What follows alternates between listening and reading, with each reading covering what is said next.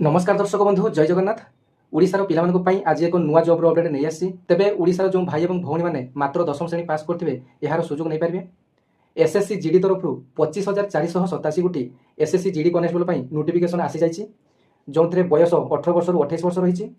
जहार apply date 1/12/2025 रु अर्थात आज स्टार्ट हो जाइछि। एप्रिल लास्ट डेट रहिछि 31 डिसेम्बर 2025 पर्यंत यार लास्ट डेट रहिछि।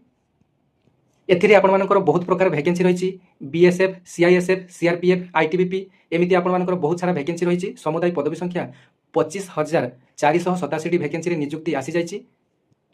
एथिरे प्रथमे गोटे सीबीटी एग्जाम हम, तापर आपनमानकर पीटी पीएसटी टेस्ट हम, तापर आपनमानकर मेडिकल टेस्ट हम, तापर आपनमानकर डॉक्यूमेंट वेरिफिकेशन, तापर आपनमानकर जॉइनिंग हेबो।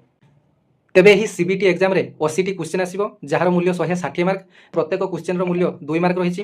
तेबे 80टी क्वेश्चन पई 1 घंटा समय रहिछि परीक्षा पई। तेबे ही एसएससी जीडी रो एग्जाम टी फेब्रुआरी रु एप्रिल 2026 मध्य होई पारे। तेबे यार डिटेल फिजिकल डिटेल्स आपण मानको मु स्क्रीन रे लगे दूची, आपण माने देखि दियंतु। जदि वीडियो टी भल लागिथिबो एमिति इन्फॉर्मेटिव वीडियो पाइबा पई चैनल टी को फॉलो कर नेबे। धन्यवाद। जय जगन्नाथ।